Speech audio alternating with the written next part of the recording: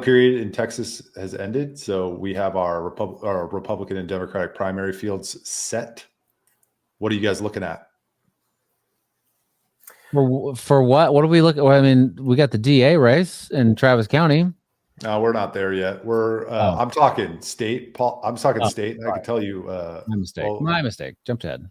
Here's what's interesting to me is there are 16 races. So I tweeted at Brad Johnson with the Texan, was like, give me the races where Abbott and Paxton are opposite of each other. And there's 16 so far in the Texas House, 12 of which are incumbents who supported impeachment.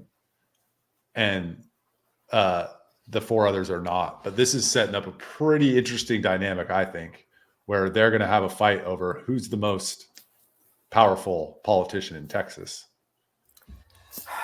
And I mean, I think all the adjacent groups lining up it's interesting too, because it's like politics makes for strange bedfellows, and with impeachment, and I think you mentioned this before in another episode, with impeachment and school choice at play, probably like the 2 biggest things on the table.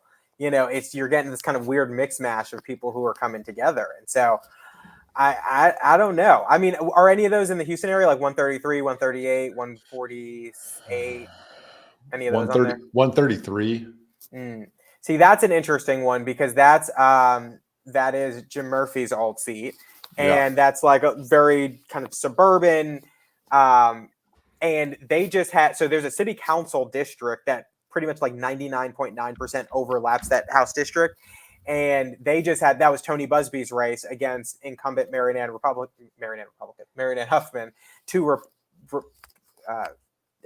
I guess Tony was a Republican in that race, but 2 Republicans running against each other. And the question was, how is that going to go? And Tony ended up losing by about 10 points. He made it into a runoff. But I mean, the impeachment was a big conversation in that council race. I mean, you had some people who were really turned off by it and some people who were really motivated by it. But it was definitely a big conversation. School choice, not so much, obviously, because it wasn't a state race. But in that race, now you have Mano de Ayala, who, if I'm not mistaken, supported school choice, but he's going against a school board member from Spring Branch ISD who's also supporting school choice. And who, it seems as though a lot of the conservatives, like the conservative SREC members and folks like that, have kind of gotten behind.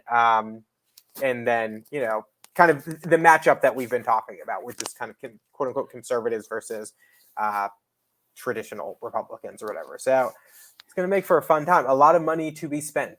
Oh, yeah. All around. And if Paxton can knock off like 4 or 5 of these guys, I mean, I think that's a huge statement. But we'll see. I mean, he's going out, the incumbent list, De Ayala, Patterson, Noble, Burrows, Spiller, Leach, Shaheen, and some of those people, I don't think they'll win. The Paxton supported candidate will win, but I have a question, Michael. Whoever wins the majority of those races, obviously comes out on top. But who takes a bigger hit from losing, Abbott or Paxton? Abbott. Yeah, because they're 12 of 16 of those are incumbents, so they should win. He has the bigger war chest. Fair. Yeah. Well, maybe, and he's the governor.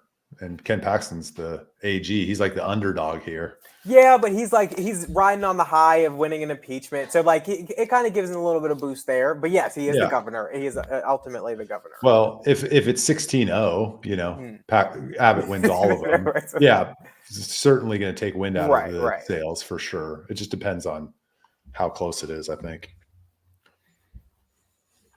Brad, what's your take? My take is that this is, and I think it's important, and I find it very interesting. You two know a lot more about this than I do, and so I enjoy listening to it and sort of learning more about these sort of like these background battles. But I'm not mistaken when I say like this is a background battle. Like this is happening like behind the curtain, and you're like. Even someone that pays attention to politics, even at a state level, I mean, are they even thinking about Paxton and Abbott and this like sort of behind the scenes? Not in this way, I don't think. No. The guerrilla war. The guerrilla war? Is that what you said? Yeah. I don't know why I said that, but yes, it's. I mean, I think it makes sense. I think it's an apt metaphor. It's fine. Yeah.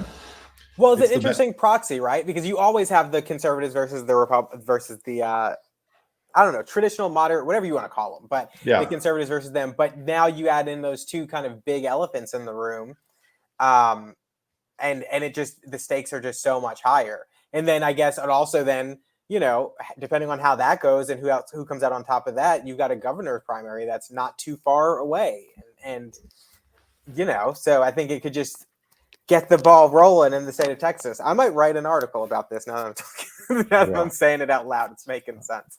Yeah, no, I don't know that it was planned this way, but it's certainly shaping up to be interesting, not just in terms of the elections, like this person versus this person, but like who's going to be in leadership. And I think that this is the first time. There have always been these proxy fights, but this is the first time there's really been a face on each side, a prominent face. Like that's leading the charge. Yeah. You got it. So local DA, Brad.